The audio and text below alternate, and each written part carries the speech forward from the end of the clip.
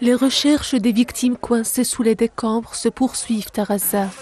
Pression, trac et angoisse planent sur cet endroit. Le camp de réfugiés de Nusayrat, situé au centre de l'enclave palestinienne, a été une nouvelle fois pris pour cible par l'entité sioniste. Un énième immeuble résidentiel fut rasé, transformé par les bombardements sionistes en amas de décombres. Plus de 30 Palestiniens ont été tués et des dizaines d'autres blessés.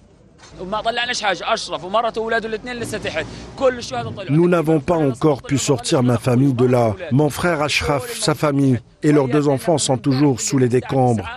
Et nous creusons encore pour les atteindre. Tous les blessés ont été sortis de là depuis 21h hier soir, à l'exception de mon frère et de sa famille.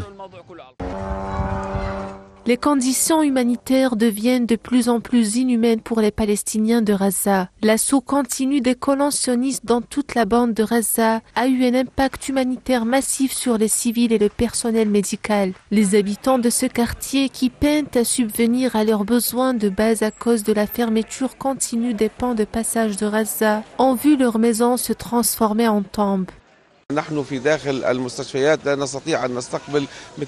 Les hôpitaux ne peuvent pas accueillir un si grand nombre de blessés. Le système de santé et les infrastructures se sont effondrés parce que l'armée d'occupation a fermé tous les points de passage et empêche l'entrée de médicaments et d'autres fournitures médicales essentielles. Alors que des responsables américains signalent des progrès dans les négociations d'un cessez-le-feu, laissant entrevoir l'établissement imminent d'une trêve, les actions sionistes semblent être contraires à cette rhétorique. Le colon sioniste intensifie ses frappes aériennes sur la bande de Gaza.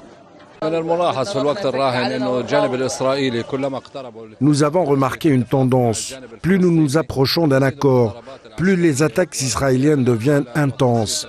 Ils mènent davantage d'attaques et ciblent plus fréquemment les civils.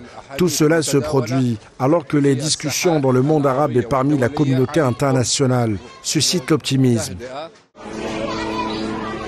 L'agence de défense civile de Gaza rapporte que les frappes sionistes sur le territoire ont tué 17 personnes, rien que ce samedi, dans une école de l'ONU abritant des personnes déplacées.